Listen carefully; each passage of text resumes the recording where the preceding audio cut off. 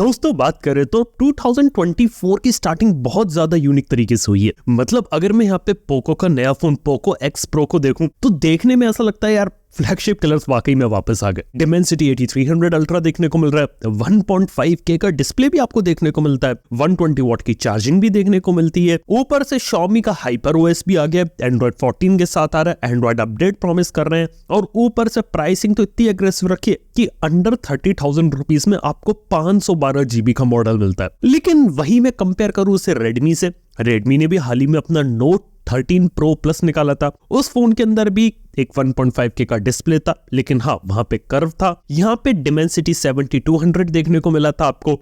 और बात करें तो अगर पे प्रोसेसर वाइज कंपेयर करें तो पोको ज्यादा आगे निकल जाता है। ऑन पेपर स्पेसिफिकेशन पोको की काफी अच्छी है, लेकिन इसका मतलब ये है कि क्या पोको के रेडमी को खा जाएगा? वेल, आप लोगों को कुछ अंदर की बातें बताना चाहता हूँ। सबसे पहले तो रेडमी या फिर Xiaomi ग्रुप के बारे में बात करें तो पिछले साल उनकी एक सेल्स में यहाँ पे ड्रॉप देखने को मिला था, क्योंकि मोस्टली जो सेल्स वो लोग कर रहे थे वो ऑनलाइन के अंदर कर रहे थे और ऑनलाइन के अंदर जितना ग्रो वो कर सकते थे वो कर चुके थे। और उसके बाद उन्हें समझ में आ गया कि सिर्फ ऑनलाइन के दम पे वो नंबर 1 बने नहीं रह सकते हमेशा के लिए, क्योंकि पिछले काफी सालों तक नंबर 1 थे, लेकिन उसके बाद पोजीशन की नीचे गिरी। और उसके बाद उन्होंने 2024 में अभी जो 2 लॉन्चेस करे उनको देख के इनकी स्ट्रेटेजी में आपको क्लियरली समझा सकता हूँ।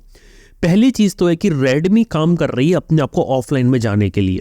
रेडमी का जो पूरा फोन होता है वो इस तरीके से डिजाइन किया गया जैसा आपका वीवो का फोन होता है, क्योंकि रेडमी से आगे सैमसंग और वीवो जैसी कंपनीज है और इन कंपनीज की जो प्रेजेंस है वो ऑफलाइन मार्केट के अंदर ज्यादा है और यही काम यहाँ पर रेडमी करना चाहती है। रेडमी नोट 13 प्रो प्लस एक ऐसा फोन बनाया उन्होंने जो यहाँ पे ऑफलाइन मार्केट को कैटर कर रहा है और उन्हें पता था कि अगर रेडमी को हम थोड़ा ऑफलाइन फोकस करेंगे तो ऑनलाइन लूज करेंगे और ऑनलाइन के लिए भी हमें एक एग्रेसिव प्राइस पॉइंट पे एक ऐसा फोन चाहिए जो उनकी जो फिलॉसफी रहती है ना कि कम प्राइस में ज्यादा स्पेसिफिकेशन दे वो जिंदा रखे। और वहीं पे वो लोग पोको ले आए। पोको ऑनलाइन ऑडियंस के बीच में कमाल का काम करेगा, रेडमी ऑफलाइन के अंदर काम कर सकता है।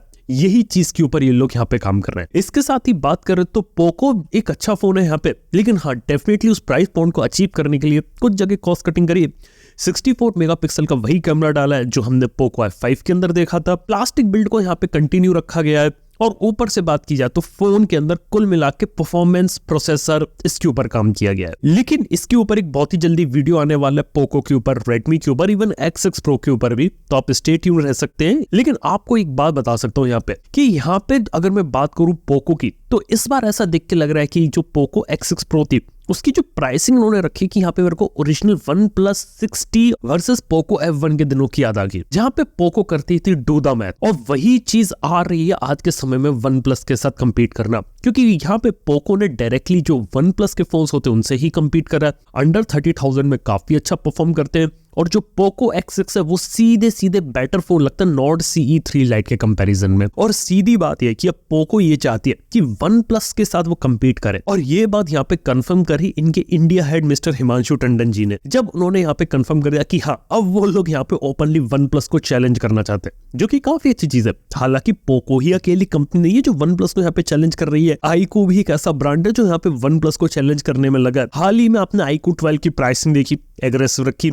iQOO Neo 9 भी अब आने वाला है और मैं आपको बता सकता हूँ वो इंतजार कर रहे हैं OnePlus 12R के लॉन्च होने का। एक बार 12R लॉन्च हो जाएगा ना तो उसके बाद उन्हें पता चल जाएगा कि 12R की कीमत कितनी है, उससे कम कीमत में वो अपना Neo 9 ले आएंगे। बस कहने का मतलब है कि एक सेगमेंट में यहाँ पे iQOO जो है वो OnePlus के साथ फाइट करने में लगा हुआ है और एक सेगमेंट में पोको लगा हुआ है। हालांकि मेरे को अभी भी लगता है कहीं ये पोको वर्सेस iQOO ना हो जाए, ये भी एक चीज है। ऊपर से अगर X6 प्रो को अगर रिस्पॉन्स मार्केट में अच्छा लगा तो बहुत ज्यादा चांस है कि पोको F6 से कोई नया डिवाइस लेकर आए इंडियन मार्केट के अंदर जो बिल्कुल ही यूनिक हो और बहुत ही अच्छी परफॉर्मेंस बहुत ही अच्छे प्राइस पॉइंट पे डिलीवर करे। उम्मीद करते हैं कि पोको X6 प्रो को अगर रिस्पॉन्स मिलता है तो वो डिवाइस भी इंडिया में जबरदस्त काम कर सकता है। लेकिन मैं आपको बता सकता हूं कि पोको F6 अगर आता है तो वो पोको F5 का इससे ज्यादा कीमत पे आएगा, क्योंकि F5 की जो कीमत रहती है ना उसको तो ऑलरेडी आपके X6 प्रो ने मैच कर दिया।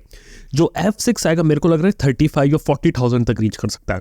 खैर ये देखने वाली बात होगी यहाँ पे। तो आप देख सकते हैं कि यहाँ पे मार्केट किस तरीके से वर्क कर रहा है। जहाँ Xiaomi की स्ट्रेटेजी पहले काफी ज्यादा क्लियर नहीं थी, पाथ बिल्कुल भी क्लियर नहीं लग रहा था। पिछले साल मतलब पिछले 2 सालों में बात कर रहे तो चीजें अच्छी नहीं चल रही। 2024 में लग रहा है कि सारी चीजें क्लियर है। पोको को एग्रेसिव दिखाना है, रेडमी को प्रीमियम ले जाना है, और ऊपर से जो Xiaomi के महंगे फोन्स हैं उन पर भी यहाँ पे काम करना है, और उम्मीद करते हैं कि MWC के टाइम Xiaomi 14 भी देखने को मिले। यार ये कुछ बातें होती है यहाँ पे ये Redmi, Xiaomi, Poco mobile phone की दुनिया से रिलेटेड। लेकिन अब मैं आपसे कैसी बात करने वाला हूँ जो मोबाइल फोन की दुनिया की तो है, लेकिन मोबाइल फोन के शायद फ्यूचर की हो सकती है।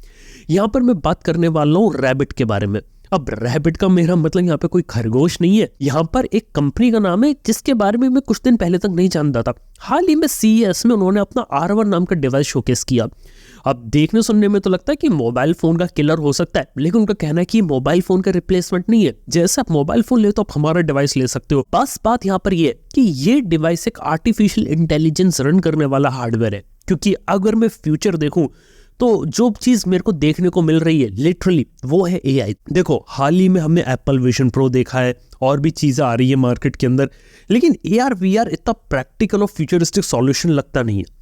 लेकिन जो चीज मेरे को एग्जैक्टली में प्रैक्टिकल लग रही है वो है AI हार्डवेयर, यानी कि डेडिकेटेड AI हार्डवेयर जिसे आप पहन के चल सकते हो, जेब में रख सकते हो। ऐसे ही ह्यूमन की AI पिन आती है। मतलब ये ऐसी नई टेक्नोलॉजी, हम इस लेवल पे पहुंच गए कि हम लोग एक नई टेक्नोलॉजी के पीछे भाग रहे हैं, एक नए टाइप के गैजेट को देख रहे हैं। ये सब अभी एक्सपेरिमेंट फेज में चल रहे हैं, स्टार्टअप्स इसके ऊपर काम कर रहे हैं, लेकिन डेफिनेटली यहां से हमें फ्यूचर की ग्लिम्स मिलती है।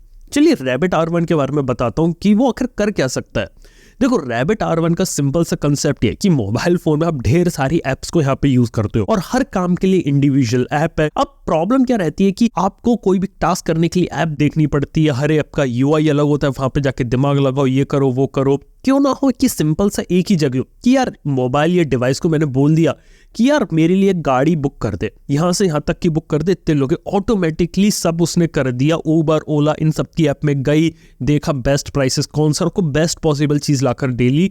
बस आपने यहाँ पे कुछ नहीं किया, ऊपर से रिस्पॉन्स टाइम काफी कम है।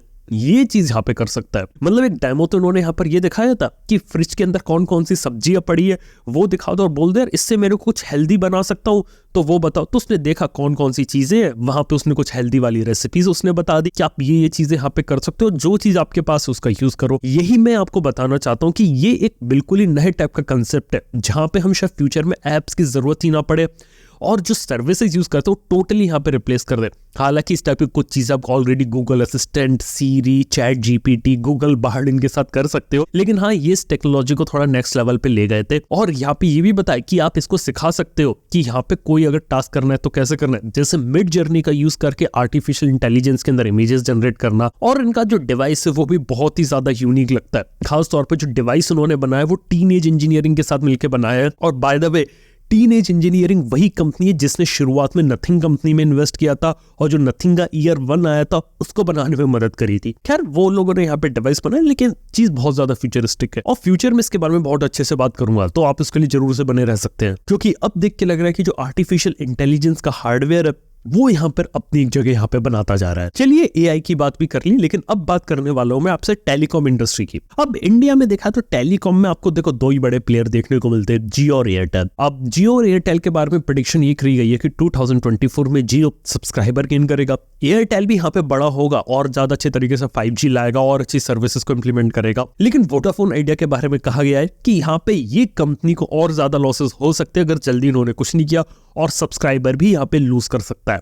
अब देखने वाली बात है कि कब तक वोडाफोन आइडिया इस रेस में टिका रहता है, क्योंकि अभी तक हमें ये नहीं पता है कि वोडाफोन आइडिया का 5G कब आएगा। 2024 आ चुका है, कब इसका पैन रोल आउट होने वाला है, कब होने वाली चीजें वो नहीं पता। इसके कंपैरिजन में जियो के बारे में बात करें तो दिसंबर के महीने में पूरी दुनिया के अगर सभी टेलीकॉम कंपनी से कंपेयर करूं तो सबसे ज्यादा तेजी से 5G का डिप्लॉयमेंट जियो ने किया दिसंबर 2023 के अंदर। अब देखो मैं एक सिंपल सी बात बता देना चाहता हूं कि 5G अभी भी बहुत ज्यादा नई चीज है। 2022 अक्टूबर से शुरू हुआ था, अभी हम जनवरी 2024 में, फिर भी मेजॉरिटी जगहों तक 5G पहुंच चुका है। कई जगहों तक अच्छी स्पीड आती है और ये बात मैं मानता हूं कि हर जगह अभी भी उतना अच्छा नहीं है, लेकिन फिर भी मेजॉरिटी जगह आप एक अच्छा एक्सपीरियंस ले सकते हो। ये बात मैंने खुद ने एक्सपीरियंस करी और काफी सारे लोग भी बताते हैं कि वो काफी अच्छी स्पीड से उन्हें यहाँ पे मिली है 5G के अंदर। और देखा जाए तो इंडिया में जिस स्पीड से रोल आउट हुआ है ना 5G का, इस स्पीड से दूसरी कंट्रीज के अंदर भी नहीं हुआ। तो वो डेफिनेटली एक चीज है कि काफी अग्रेसिवली यहाँ पे काम हो रहा है।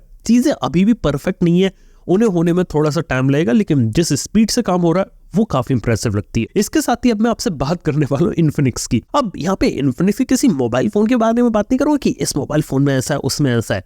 देखो सिंपल सी बात करूंगा, कंज्यूमर इलेक्ट्रॉनिक शो चल रहा है CES 2024 लास वेगास के अंदर। वहां पे CES ने कुछ अपनी अपकमिंग टेक्नोलॉजी को शोकेस किया। अब मैं आपको यहाँ पे बता देना चाहता हूँ, यहाँ पे आप ये नहीं समझ सकते कि जो टेक्नोलॉजी इसने शोकेस करी आपको फ्यूचर के इन्फिनिक्स फोन में देखने को मिलेगी। ऐसा कभी नहीं होता, क्योंकि CES में ज्यादातर जो टेक होता है कई बार रियल वर्ल्ड में आ भी नहीं पाता। लेकिन फिर भी इन्फिनिक्स ने क्या किया, एक कलर चेंजिंग बैक का फोन बनाया जो कि कंज्यूम नहीं करेगा पावर, लेकिन फिर भी आपके हिसाब से कलर चेंज यहाँ पे कर सकता है। वो एक अच्छे कंसेप्ट यहाँ पे लगा। इसके साथ ही एयर चार्जिंग का कंसेप्ट उन्होंने बताया कि यहाँ पे वायरलेस चार्जिंग तो करते हैं, लेकिन एक मैट बनाई जहाँ पे 20 सेंटीमीटर की हाइट पर भी अगर मैं मोबाइल फोन को ले जाऊं तो वो यहाँ पे चार्ज हो जाएगा। 60 डिग्री के एंगल पर भी काम हो सकता है। इस टाइप की टेक्नोलॉजी पास्ट में मोटरोला, शाओमी ने भी दिखाई थी। कुछ साल हो चुके इस चीज को, लेकिन अभी तक मोबाइल फोन में नहीं है। लेकिन एक जो चीज मेरे को अच्छी लगी वो था इन्फिनिक्स का एक्सट्रीम टेम्परेचर बैटरी, यानी कि एक्सट्रीम टेम्परेचर के अंदर भी आप फास्ट चार्जिंग अचीव कर सकते हो।